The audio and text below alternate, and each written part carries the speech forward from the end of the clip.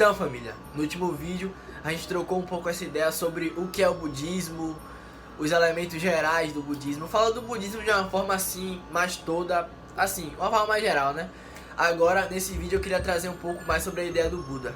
A gente até falou no último vídeo que, ao contrário do que muitas pessoas achavam, Buda não é um deus, e na verdade não é nenhuma pessoa.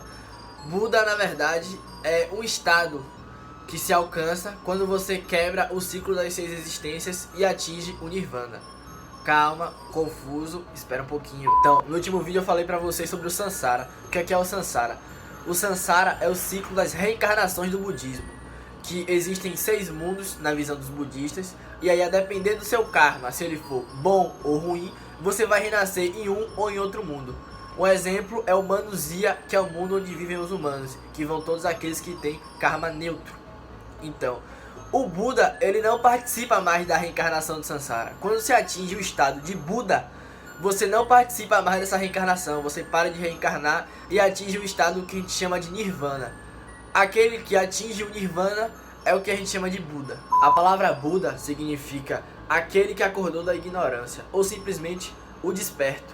Então a gente consegue entender que Buda, na verdade, simplesmente foram aquelas pessoas que conseguiram se livrar do ciclo de reencarnações do budismo, o Sansara. Só aí já dá pra gente perceber que não existiu um Buda, não existiu o Buda, mas sim várias pessoas que ao longo da história da humanidade conseguiram quebrar esse ciclo de encarnações.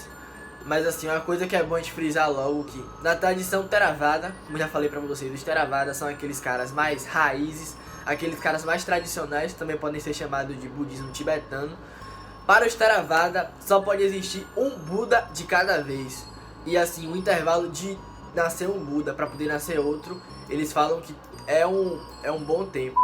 Mas aí vocês me perguntam, porra, mas a gente sempre vê assim, se referindo a o Buda como se fosse uma pessoa, e até as imagens que tem sobre Buda é sempre de uma pessoa mais ou menos parecida, é sempre de um mesmo cara, é sempre o mesmo retrato falado, e isso é verdade.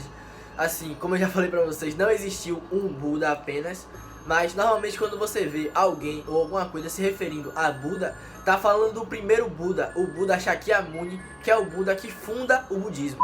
Então, o Buda histórico, o Buda Shakyamuni, ele nasceu com o nome de Siddhartha Gautama, e ele era um príncipe importante de uma região ali no norte da Índia, que é a região que hoje está o Nepal. E Gautama, ele vive uma vida de luxo e excessos dentro do seu palácio, que era estrondoso de grande. É maior que Salvador, pronto. O terreno onde estava o palácio de Gautama é maior que Salvador. Só aí pra vocês poderem ter uma noçãozinha, tá ligado? Mas então, ele vai vivendo essa vida de luxo e excessos até mais ou menos uns 29 anos. Quando pela primeira vez, depois de uns problemas em casa, ele decide dar uma volta pelas redondezas da região. E nesse dia aconteceu uma coisa muito importante para o nascimento do budismo, que ficou conhecido como os 4 sinais de Buda. Mas o que seria isso? O Gautama, ele nunca tinha se deparado com nada de ruim na vida dele, basicamente. A vida dele era festa, luxo, curtição, ele não conhecia morte, doença, esse tipo de coisa. Então, durante esse passeio, o Gautama, ele vê 4 coisas.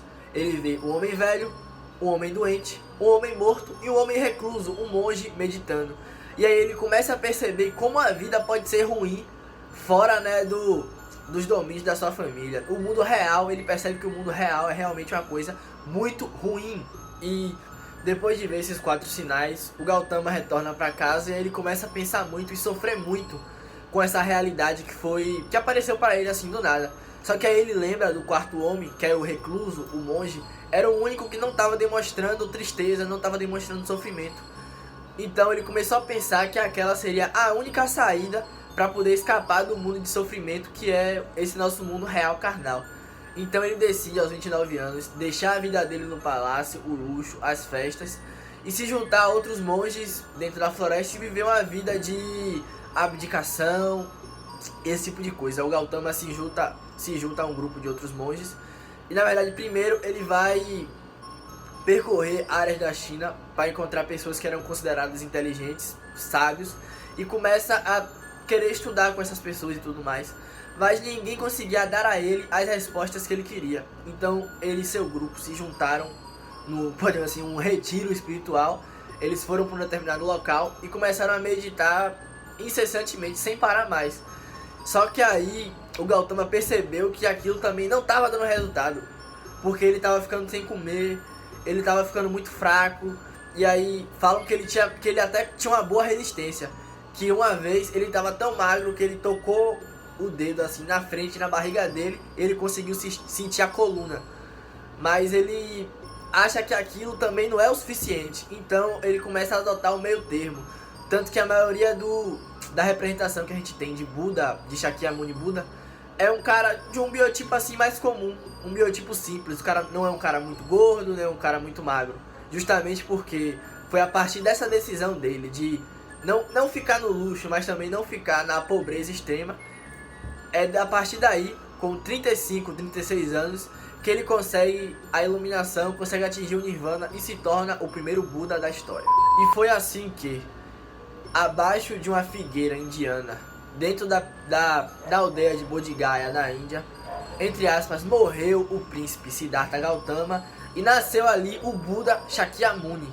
Eu sei que agora vocês vão me perguntar, por que Shakyamuni? O que é que significa?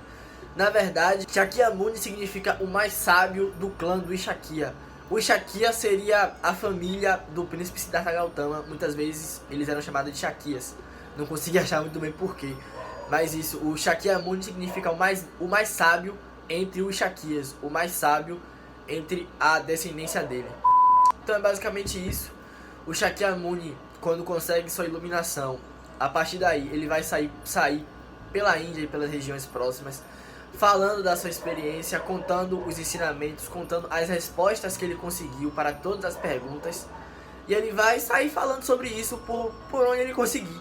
E ele vai viver aí até mais ou menos uns 80 anos fazendo isso. E todos os seus ensinamentos estão presentes no livro que eu já falei para vocês, que é o Tripitaka, que foi escrito pelos budistas Theravada, com todos os ensinamentos do Buda Shakyamuni, o primeiro Buda do budismo e o seu fundador.